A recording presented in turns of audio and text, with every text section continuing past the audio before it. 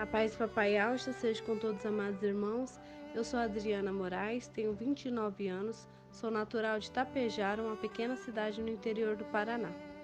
Tem 9 meses que eu vim embora para Belo Horizonte. Vou contar para vocês um pouquinho como tudo começou. Lá atrás, há uns 4 anos atrás, eu tinha uma dúvida muito grande sobre uma passagem bíblica, a história de Samiel. Samiel, quando ele morreu, ele desceu à sepultura. E Saul estava muito desesperado e queria uma resposta de Samiel. E eu tinha dúvida sobre o porquê que Saul foi atrás de uma cartomante para conversar com a pessoa que já estava morta. Então eu queria uma explicação sobre esse assunto. Aí tudo começou quando eu digitei no YouTube essa dúvida que eu tinha para ver se eu ia achar alguém no YouTube explicando em vídeo certinho qual que era a revelação sobre isso. Hoje em dia, através de Filadélfia, eu posso entender que essa passagem era o próprio Lúcifer falando na boca da cartomante, né? Porque ele tá lá, ele se transfigura de anjo de luz. E como estamos debaixo da administração do administrador fiel, hoje eu posso ver que era o próprio Lúcifer falando na boca da cartomante, se passando por Samiel. Mas tudo bem, tudo começou quando eu pesquisei isso no YouTube. Aí eu encontrei um vídeo do irmão Romilson Ferreira. Aí ali, o primeiro vídeo que eu assisti dele foi aquela Sai dela, povo meu, sai da Babilônia. A prostituta, né, Jezabel e a Thalia. Aí fui assistindo esses vídeos dele. Aí eu fui entender que eu tava no erro. Aí eu fui em busca da verdade. Passando o tempo, o espírito de Al saiu do irmão Romilson Ferreira e ele começou a jogar datas, ele começou a fazer o que Al não quis que ele fizesse. Aí conforme ele foi jogando as datas de arrebatamento, eu queria demais que esse arrebatamento aconteceria. Então eu depositei toda a minha fé que o arrebatamento aconteceria. E o primeiro arrebatamento que ele colocou não aconteceu. Nisso foi uma tristeza muito grande por esse arrebatamento não ter acontecido, porque eu queria demais que ele iria acontecer. Mas mesmo assim eu continuei insistindo nele. Eu comecei a pensar igual ele pensava. Eu falava, não aconteceu ainda, porque tá passando pela peneira, só vai ficar os perseverantes. E eu fui me alimentando com essa falsa esperança. Então eu fiquei aguardando, até que ele colocou outra data de arrebatamento, dia 8 de abril de 2020. Nesse momento, eu estava aguardando mais do que tudo. Eu depositei todo o restante da minha fé que esse arrebatamento aconteceria. Passei muita vergonha com familiares e amigos, porque eu falava demais que eu ia embora dessa terra e que eu não ia ficar aqui de jeito nenhum. Meus amigos, familiares ficaram com medo de eu me suicidar, de eu fazer alguma coisa errada, porque eles criam que isso não aconteceria. Mas eu não queria ouvir ninguém, tanto que eu acabei brigando, perdendo amizade com várias pessoas por conta disso. O arrebatamento, enfim, não aconteceu, dia 8 de abril de 2020, e eu continuei querendo resposta do porquê que esse arrebatamento não aconteceu. E eu fiquei pesquisando e querendo saber atrás do irmão Romilson para ver se ele tinha uma resposta para aquilo, porque na minha cabeça tudo indicava que aconteceria. Até que eu conheci o irmão Beethoven e o irmão Shaul através de um vídeo que eles lançaram em cima de um monte, o porquê que o arrebatamento não aconteceu dia 8 de abril de 2020. Nesse momento, eu fui arrebatada imediatamente para Filadélfia. E a partir do momento que eu fui arrebatada para Filadélfia, eu coloquei o coração de corpo e alma naquilo. Eu falei, esses irmãos estão com a verdade, esses irmãos estão com o espírito de Al. E foi ali que eu quis ficar. Foi passando os dias, eu pensava na minha cabeça, eu preciso da proximidade desses irmãos, eu preciso estar junto com eles, eu preciso saber estar no mesmo entendimento que eles, porque eu morava longe e eu sabia que eles eram de Belo Horizonte. Aí, depois de muito custo, eu consegui o telefone do irmão Marco Beethoven, através das redes sociais. E nisso eu comecei a conversar com ele E eu olhava a fotinha dele e de outros irmãozinhos, parecia que eu conhecia há muito tempo atrás. E eu já tinha uma afinidade, sabe? É uma coisa inexplicável. Eu não consigo explicar como que é uma pessoa que eu conversava pouco através de redes sociais e eu já sentia um conforto em falar as coisas para eles. E até que eu fui conhecendo aos poucos, eu fui conhecendo um irmão, outro irmão.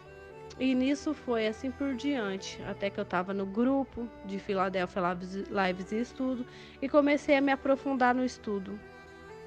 Quando eu comecei a me aprofundar cada vez mais nos estudos que eles faziam aqui em Belo Horizonte, eu ficava muito impactada, muito encantada e eu tinha muita vontade, eu tinha muito um desejo de me reunir como igreja. Eu me sentia muito sozinha lá no Paraná. Eu me sentia muito fraca estando lá, porque meus amigos e familiares eram tudo pessoas ou evangélicas demais, ou católicas demais, ou ímpias demais. E nisso eu me sentia muito fraca, eu não conseguia acompanhar os estudos por conta das pessoas que me rodeavam. Então, como eu estava com um pé no estudo de Yao e Alcha e com outro pé no mundo, eu estava desagradando demais Yao, porque eu saí do mundo, mas o mundo não tinha saído de mim naquela época. Então eu comecei a me sentir incomodada, o espírito me incomodava demais, porque eu sentia que eu estava desagradando a Yao. E quando eu tentava firmar no estudo, meu casamento começava a acontecer tudo errado, tudo só briga. Meu marido se estressava demais quando eu sentava nos domingos das lives para estudar. Ele não gostava de nenhum dos irmãos. Era o espírito, né? Hoje em dia eu consigo compreender que o espírito que estava em mim e o espírito que estava nele era diferente. Então o espírito que estava nele me incomodava demais. E eu tentava estudar, mas todo dia que eu estudava era motivo de briga dentro de casa. Ele se irritava, ele se irava quando ele escutava eu invocando. E realmente hoje eu sei que se tiver um espírito ao contrário, eles não vão aceitar. Eles vão se irar mesmo, porque é um espírito contrário. Então eu tentava estudar, era motivo de briga em casa. Se eu abria a Bíblia para ler, era um motivo de briga em casa. Então eu não conseguia agradar Yao e agradar meu esposo. Então o que aconteceu? Eu falei, se for para mim ter que escolher um partido, eu vou agradar Yao, eu não vou agradar ser humano. Então eu comecei a bater de frente dentro de casa, comecei a fazer tudo que não era para fazer uma esposa fazer. Não que eu me orgulhe disso, porque isso eu não aconselho para ninguém. Naquela época eu era muito imatura. Eu não tinha essa maturidade que eu tenho hoje de conseguir encarar essas provações. Então eu agi com muita infantilidade e não me orgulho disso. Pode ter certeza que eu não me orgulho disso. Só estou contando uma coisa que já aconteceu.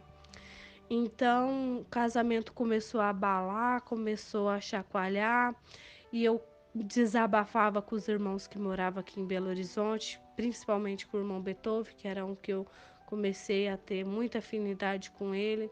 Então, eu pedia muito conselho, né? Que eu tinha o desejo no meu coração de largar dele, do meu esposo, e vir embora para Belo Horizonte, porque eu já estava embirrada, eu já não aguentava mais ouvir tantas pessoas falar Deus, Jesus na minha cabeça, e Deus é Satanás, Jesus é Emanuel, e isso estava me irritando, porque eu queria estar no meio de pessoas que falavam a mesma fé, que falavam a mesma língua que eu, que profetizem a mesma fé que eu. Então eu estava me sentindo um peixe fora d'água. Eu não suportava mais ficar junto com aquelas pessoas. Então eu sempre pedia, eu sempre falava, irmãos, eu quero chutar o pé e quero ir embora para aí. E os irmãos sempre me davam conselho, falava, Adriana, por você ser mulher, você tem muita pouca força, você não vai suportar, você tem que aguentar. Você sendo filha de Alcha, você santifica sua casa. Então eles me davam esses conselhos, que não era para me largar, que era para me continuar, que Yao ia me honrar, que era pequenas Era pequenas provações que no fim ia me dar um peso muito grande de glória por eu estar enfrentando aquilo. Mas eu não tinha paciência, eu já não aguentava mais ficar dividida entre casa e IAL. Então eu seguia os conselhos dos irmãozinhos até o tanto que eu conseguia. Eu ficava um mês sendo a melhor esposa do mundo, sendo submissa, fazendo tudo para agradar, para tentar preservar meu casamento. Mas a partir do momento que eu pegava para estudar, não tinha conversa, não tinha jeito, era briga na certa. E nisso foi me acumulando, isso foi me pesando, até que eu comecei a desagradar mesmo, comecei a dormir em quarto separado, comecei a deixar a desejar dentro de casa para ver se ele largava de mim. E ele não largava de jeito nenhum. Até que saiu a notícia que ia ter a festa do encontro das águias com o corpo. Quando eu soube dessa festa, e eu já tinha muita vontade no coração de conhecer cada irmãozinho, eu falei pro meu esposo, falei, uma hora eu vou ter que falar para ele, porque essa festa vai acontecer e eu não vou ficar de fora dessa festa, porque tudo que eu mais desejo no meu coração é conhecer meus irmãozinhos de Belo Horizonte, os irmãozinhos de Filadélfia. Aí tudo começou quando eu tive que anunciar que eu ia vir para Belo Horizonte para essa festa. Aí foi briga na certa, minha família caiu em cima de mim, isso que era só para vir numa festa. Minha família, meus amigos começaram a cair em cima de mim, que eu não podia vir para Belo Horizonte sozinha, porque eu não conhecia ninguém aqui, que essas pessoas eram tudo estranha, que eu não sabia qual que era a intenção do coração de cada pessoa, que essas pessoas iam poder fazer um mal muito grande para mim. E nisso eu não dava ouvido para nada que eles falavam. Eu falava, não, eu vou e pronto. Essas pessoas que você está falando é minha verdadeira família. Então eu comecei a bater de frente com toda a palavra contrária que eles vinham.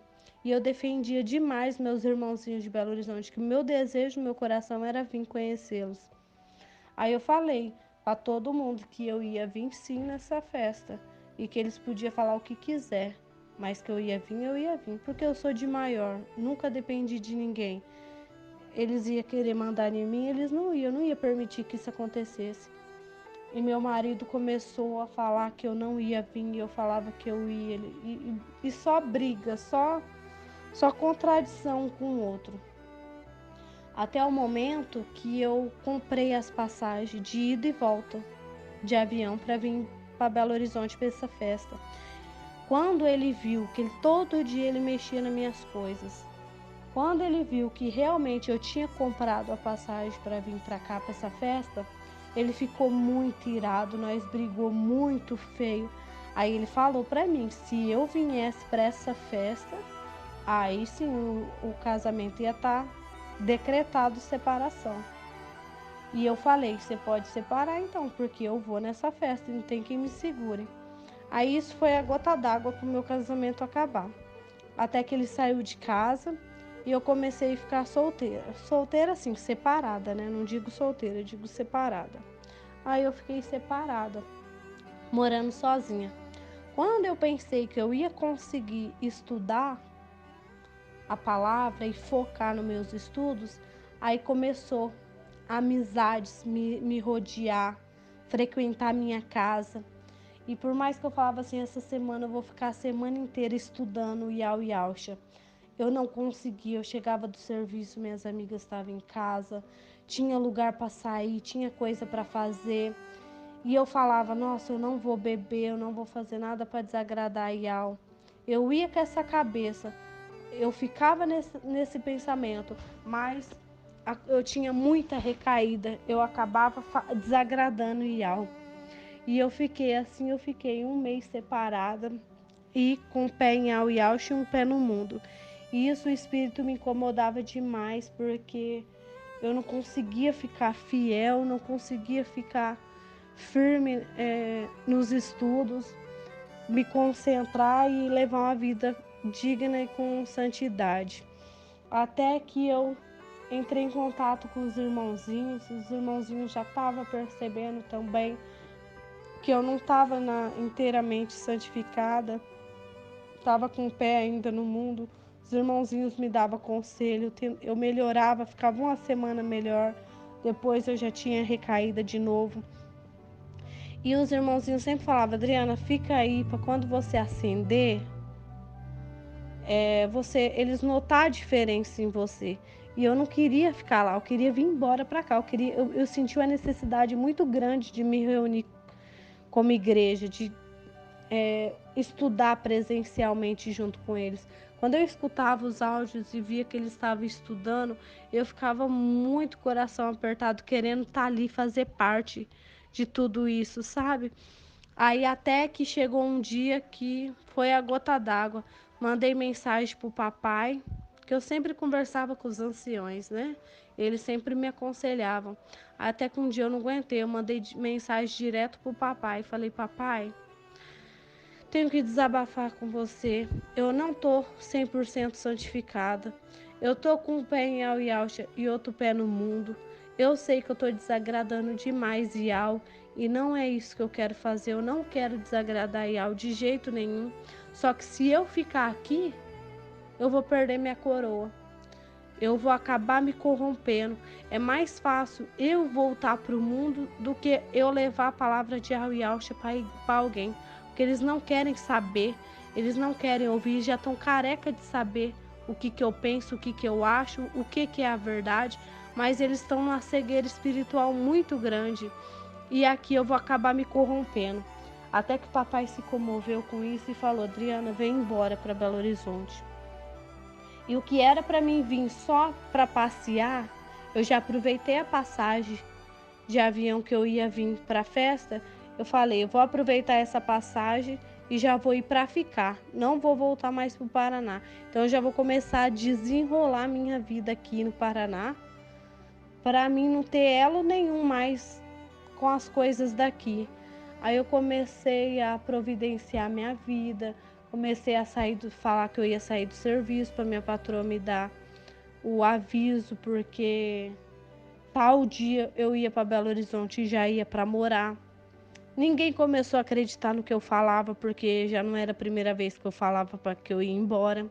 Tanto que quando eu falei que eu ia embora para Belo Horizonte, todo mundo deu risada, falou: ah, de novo você tá com essa conversa?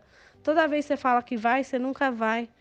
Aí até que eu falei para essas pessoas, eu falei: eu não fui ainda, porque eu não tive uma autoridade que me confirmasse que era para mim ir.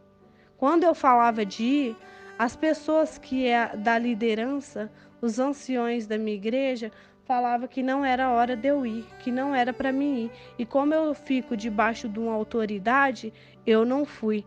Mas agora, Iau falou que é para mim ir embora. E agora não tem o que me segura. Todo mundo arregalou os olhos e ficou: nossa, quando ela fala, ela põe uma coisa na cabeça, ninguém tira. Então foi nesse momento que eles pensaram: agora ela vai embora mesmo. Comecei a desenrolar minha vida, todo mundo contra eu, que não era para mim vir embora para cá. Eu falei que nada ia fazer minha cabeça, eu ia vir. Até que minha mãe, meus amigos falou: ninguém vai tirar isso da cabeça dela não, deixa ela ir, quebrar a cara lá, depois ela volta com o rabo entre as pernas. Eu ainda cheguei a ouvir isso da minha mãe, de amigos. Mas tudo bem, eu falei: em nome de Yauiaucha, isso não vai acontecer comigo não. Comecei a desenrolar minha vida, comecei a vender a moto, vender o direito da casa que eu tinha no Paraná.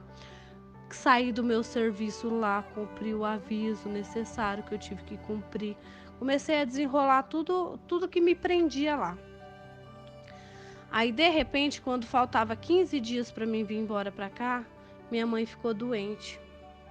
A minha mãe caiu dentro de casa. Quando ela foi no médico para ver, ela estava com a coluna toda fraturada por conta de um acidente que ela sofreu no passado. Então ela machucou muito a coluna, estava bem fraturada a coluna dela e ela não conseguia ficar de pé por conta, só veio aparecer esse machucado na coluna dela por causa do excesso de peso que ela estava. Ela não conseguia levantar da cama, ela só ficava sentada ou deitada por conta da coluna fraturada. E como a minha mãe só tem 2 filhos, eu, mulher de 28, 29 anos, e meu irmão de 6 anos mais velho do que eu, e por ele ser homem, todo mundo começou a cair em cima de mim. Falar, Adriana, agora você não vai mais para Belo Horizonte, porque tua mãe ficou doente, ela precisa de você.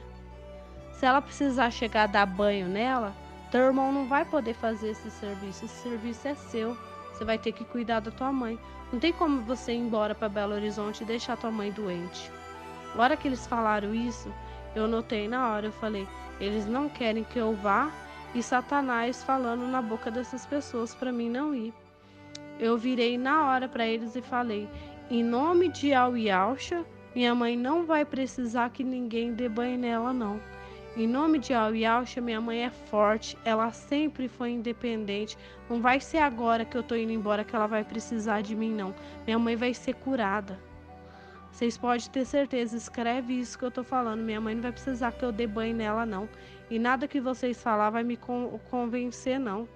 Eu vou embora para Belo Horizonte. Chegou o dia de eu vir embora para Belo Horizonte, eu vim, trouxe meu gatinho, deu tudo certo.